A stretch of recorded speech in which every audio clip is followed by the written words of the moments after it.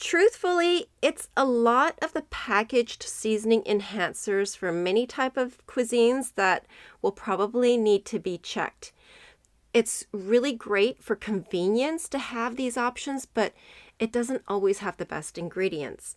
So here you just need to pick what works for your family and for your busy season. Are you tired of the same food and looking for a change? Eating well doesn't mean eating the same foods. Use the Mediterranean diet recipes as a framework, not a rule book, blending global flavors with smart time management, stress management, and strength training for a sustainable, real-life lifestyle. Are you struggling to make healthy food choices and find time to exercise because of your jam-packed schedule? Welcome to Self-Care for Busy Moms. I'm your host, Susan. I, too, was overwhelmed with my kids and their schedules, striving to run things smoothly and ignoring the stress that was affecting my body. Thankfully, I found strategies to bring myself back to health with food, exercise, and most importantly, Christ. I can't wait to share them with you too. Snap on the step counter and don't forget the sunscreen. It's time to get started on your self-care. If you're thinking, this sounds great, but I don't have time, let me stop you right there. This coaching is designed to make healthy eating simpler, not harder. No complicated meal plans, there's no extreme workouts, no gym membership required, no hours of prep or tracking.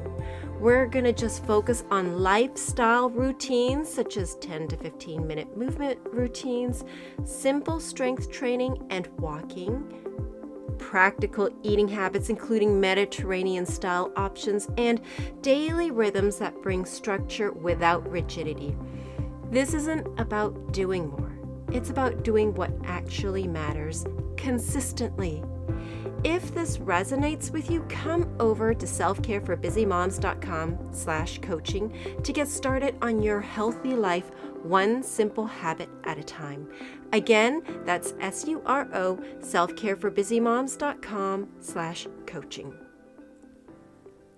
Hey friend, you love Mediterranean food and you love the idea of keeping a Mediterranean diet, but have you ever gotten to a point where you're just plain tired of the same thing? Yes, I have my hand raised up. I've been there. My family's been there. And I would say that my family appreciates a more varied menu than me, and I'm always looking for inspiration, asking for dinner menu requests from my kids. You know why? Because it's just too much work to figure out what to make. So one thing that I have really leaned on, even as I try other dishes and new recipes, is that I have really distilled the essence of the Mediterranean meal so that it doesn't matter what I make. It all kind of fits within the mindset framework of the Mediterranean diet. So here's 5 practical strategies to have freedom with the Mediterranean diet, no matter what cuisine you love. So the first thing is you want to focus on the pattern and not the cuisine. So build your meals around vegetables, healthy fats like olive oil, and protein like lean proteins, and whole grains. These principles literally work for Italian, Mexican, Asian, or any type of comfort food. So every cuisine globally has certain vegetables that are regularly used. Chinese or Asian foods use a lot of green onions, mung bean, soybean sprouts, bok choy, or other types of cabbage greens like napa. Eggplant can be used in many different ways for different types of cuisine. So as long as you focus on a variety of vegetables, that is one of the cornerstones of the Mediterranean diet. It does not have to be just the veggies that's normally used in the Mediterranean cuisine, but as long as the focus is on a variety. So regardless of what you make or which type of cuisine you want to make, you can always use healthy fats to cook your meal. So focus on olive oil, avocado oil, coconut oil, or even tallow or grass-fed butter. Using healthy fats is another cornerstone of the Mediterranean diet. This one can make eating out actually quite tricky, as most places use vegetable oils or other types of seed oils, which is super unhealthy for you. This doesn't mean that we never eat out, as we certainly do our fair share of dining out, but we're mindful of it and we're trying to minimize it. So the first step is always awareness, and that helps greatly to motivate us to try to make more meals at home. So in every type of food globally and in every culture, there is some sort of protein in the meals, like whether it's chicken, pork, beef, or other types of poultry, fish, or seafoods.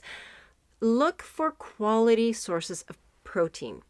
Buy the best that you can. And I have become very mindful of purchasing protein that will bless my family.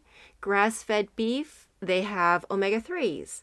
Tuna can be high in mercury, so I try to focus on buying skipjack or the safe catch version where they would test for mercury content.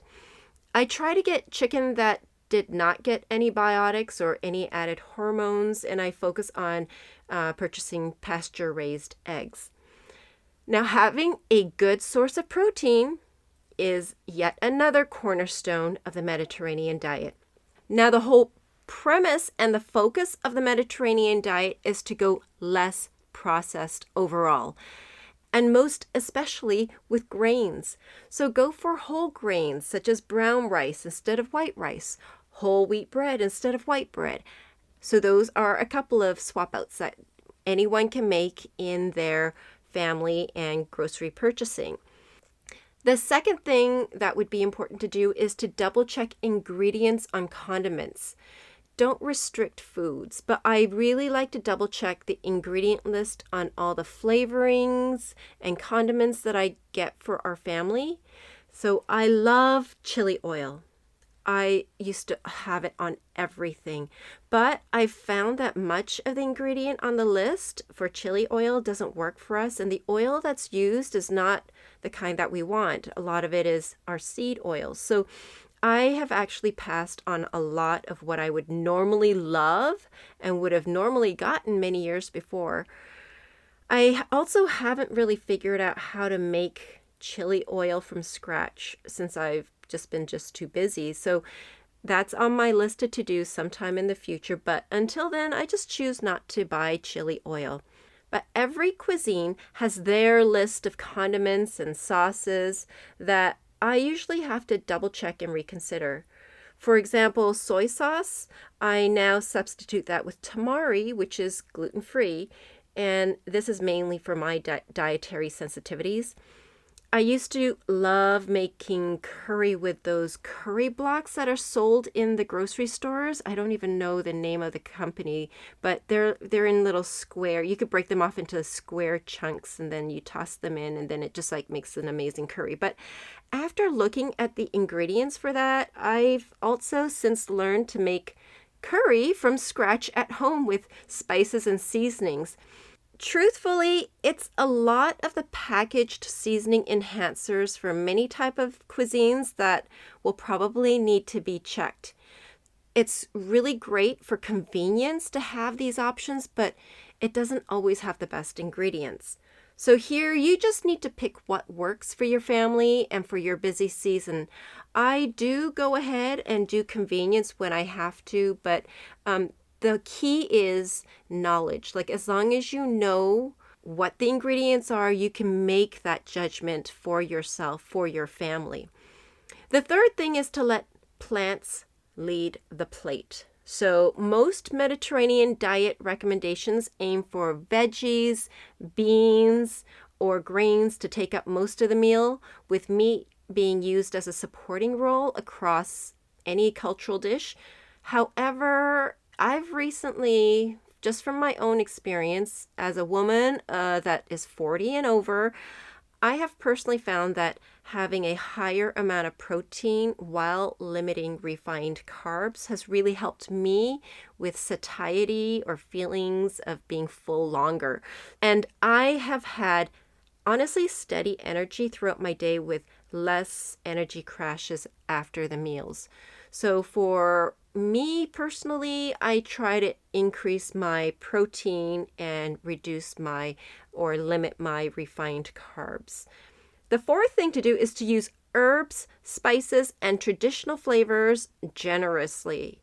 So the Mediterranean eating is flavor rich. So embrace the garlic, the citrus, herbs, spices, and fermented foods to keep meals really satisfying without feeling diety. Truthfully, you will find this in many cuisines globally, whether it be Indian, Chinese, Korean, Italian, Spanish. Any global cuisine has their local seasonings and spices that they tend to use. So generously use those in the meals and go ahead, use all of that. Add more flavors. So that would be the fun thing about Mediterranean eating. The fifth thing is to practice balance and not to aim for perfection. You want to enjoy all the cuisines by having balanced meals across the day or weeks. No one single meal can actually break a Mediterranean lifestyle. It's not a perfection parameter. The focus is really on going less processed, and it's striving for a variety of veggies and fruit and having protein with all of this cooked in healthy fats. That's it. It's distilled down to those basic elements.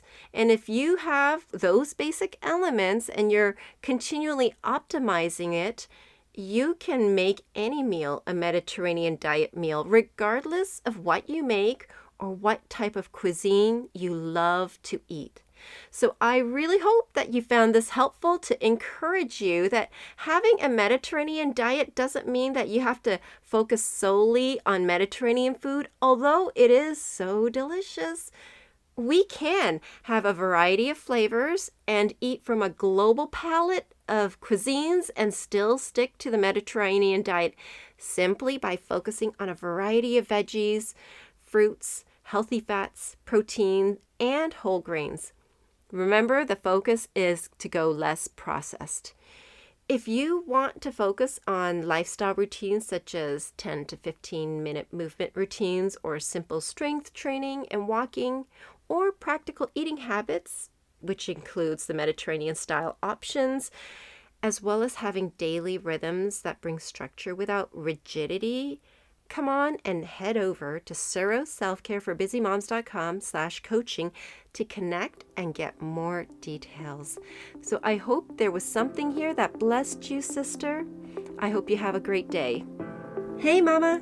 Thank you for listening to the end. If you enjoyed today's episode, would you bless another mom who's looking for simple routines to feel healthy again? Also, please leave a quick review for the show on Apple Podcast. I'm always so encouraged to know that this podcast is helping you. Together, we can encourage one another for long-term strength and health because it matters to our families and for future generations to come. Just a reminder that I am not a substitute for medical advice. God bless you.